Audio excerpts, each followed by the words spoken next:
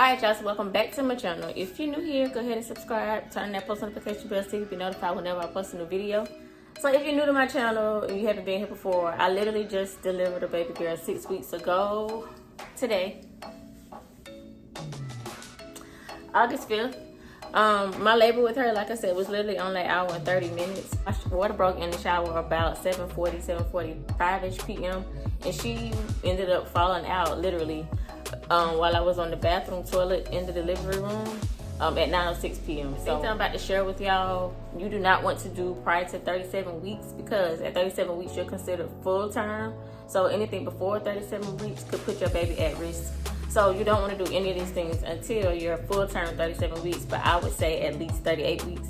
But you know, I know how it is when you've been pregnant for a long time and you're ready to just get the baby out. So like I said, as long as you're full term, I don't think it's no harm in doing any of these things. So just stay tuned. So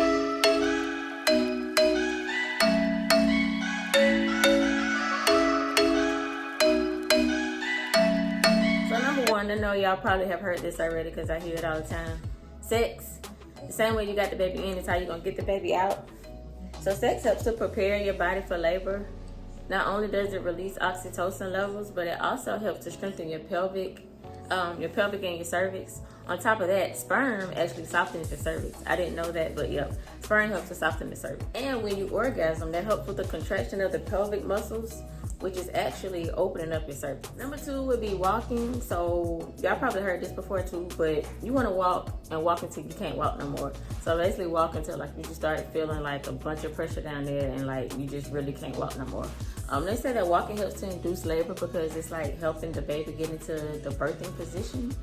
So yeah, just walk till you can't walk. Number three would be curb walking. So curb walking is just what it says, curb walking. So you want to walk one foot on the curb and the other foot on the sidewalk. So it's literally like curb walking, is exactly what it says. So curb walking helps to push your baby further down into your pelvis area, and that way it'll put more pressure on your cervix.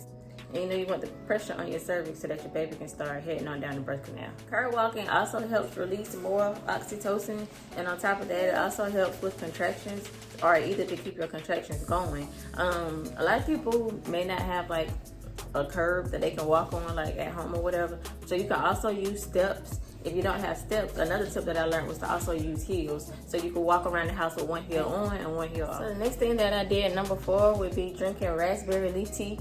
So it's one of those things where it's like controversial. So some people say you could drink raspberry leaf tea throughout your pregnancy. Then some people say it's safe to wait until your third trimester, until you almost at the end of your pregnancy, to consume raspberry leaf tea. My doctor told me at 36 weeks that I could start drinking it and start increasing it. So 36 weeks, I would only do like 1 cup a day.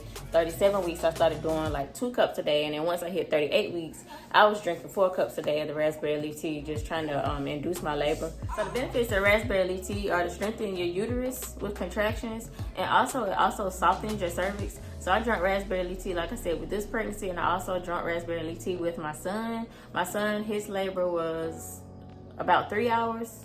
It was like just shy of 3 hours. I think it was like 2 hours and 50 minutes or something like that. And that was from the time I started having contractions until he actually came. And with this labor, like I was telling y'all, this labor was only an hour and a half. And that is one thing that I did do with both pregnancies. Besides the walking, besides the sex, I also drank raspberry leaf tea with both pregnancies. And both pregnancies tend to be okay. And another thing that I learned too about raspberry leaf tea is that some people say that it helps to prevent hemorrhaging.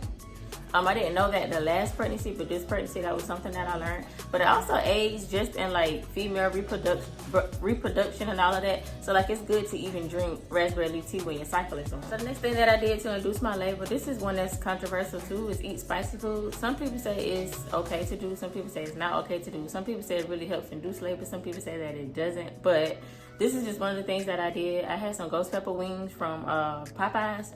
They were spicy, but they wasn't that spicy to me.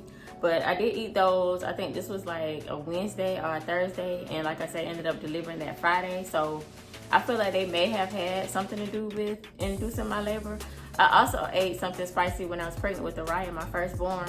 I ate something spicy that Friday after my doctor's appointment for lunch, and that Saturday morning Araya came. Like I started having contractions that Friday night, a few hours after I ate, you know, the spicy food. It was some spicy wings and I started contracting that night, and that next morning Orion was born. So I do feel like spicy food probably has something to do with it. So number six is called hip dips. So this is something I actually got from YouTube when I was trying to find a natural way to induce my labor at home. Hip dips, so you basically hold on to a wall, or you can hold on like to the bathroom counter or the kitchen counter. You put your arms on the wall, you kind of like bend over, and you basically do exactly what it says, like you dip your hips. So you sway your hips in like a figure 8 motion. I'm gonna see if I can like insert something right here so y'all can see what I'm talking about. But that's the best way that I can explain it. Sorry if that doesn't make sense. But you basically, like I said, you lean over onto something like to help keep your balance. You can even have your partner behind you, you know, guiding you or assisting you. And you just want to dip your hips in like a figure 8 motion, literally. That basically pushes your baby, applies pressure, you know, to your cervix and pushes your baby further down into your cervix. So hip dips, I also did those as well. So last but not least, the last thing that I did was the forward leaning inversion. Like I said, I inserted something right here so y'all can see what I'm talking about. But this, I was scared to do this, I guess because I was pregnant.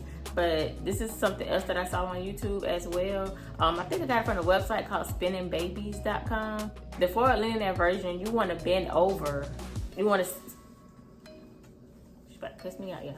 But you want to sit on the couch facing forward with your knees on the couch, and you want to bend over, and you want to rest your elbows or your forearm onto the floor. I can't really explain it. Like I said, I insert a picture or something so that y'all can see. And I literally did this, I think either that night before I delivered or the night before I delivered and the day of. That's the only time I did it because, like I said, I was scared to do it. I don't know if it was because I was pregnant, I felt like I was too big or what. But a lot of people said that they did that, and they also did the hip dips, and their baby came like within hours or like within 24 hours. But like I said, I got this information off of a YouTube video. I'm gonna go back and try to find that video, and if I can find that video, I will link that video down below as well, because there was some other things that the lady said that she did as well, but I didn't do everything that she said. I just literally just did the things that I told y'all. Disclaimer, I should have said this in the beginning of the video. This is just what worked for me, so I don't need y'all coming back cussing me out and telling me that it did not work after y'all tried it. It is not guaranteed to work. This is just things that I did that worked for me. So I think that y'all should try it out. Let me know how it works. And we just thank y'all for tuning in, watching this video. You gonna say bye-bye, mama? You said we see you in the next video? You gonna say see you in the next video? We'll see y'all in the next video.